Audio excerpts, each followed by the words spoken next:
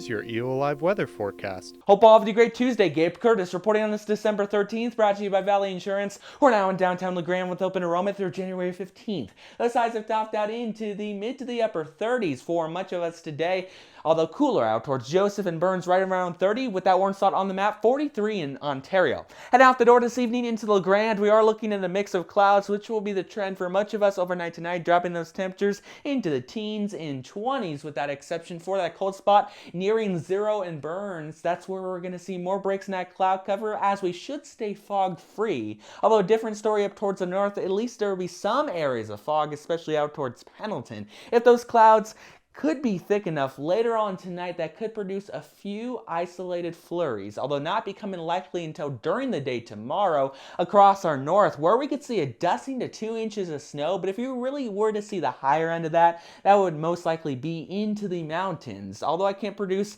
a slight chance of a few flurries out towards Burns. It looks fairly dry out that way. Those highs will be topping out into the upper 20s to lower 30s for much of us, with that exception for that warm spot, 36 in John Day.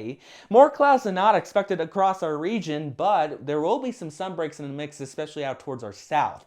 Heading into the day tomorrow for LeGrand, it looks like this will start out into the upper 20s to about 30 at the 8 o'clock hour. Lots of gloom, beginning with a light westerly wind flow, but once you get past the 8 o'clock hour, that's at least when you could have the chance to start seeing a few flurries in the mix. In fact, by midday, these are actual accumulating snow showers, potentially only dropping about a dusting to an inch here locally.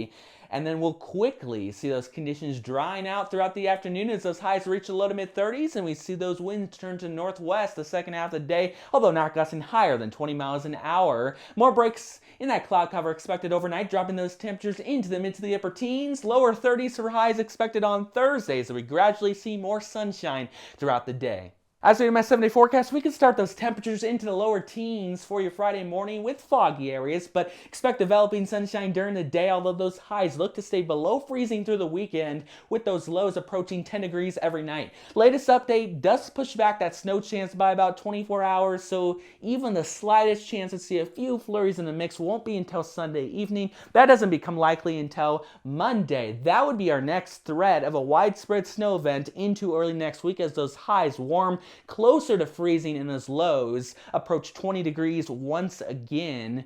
Just past my 7-day forecast, we could see a return of really cold and dry air, but all of that is still up in the air, so continue to update as we get closer. This has been Gabe Curtis, bringing the most accurate forecasting you get here in Eastern Oregon. Thank you to the folks down at Valley Insurance for sponsoring this weathercast, and I will be back tomorrow.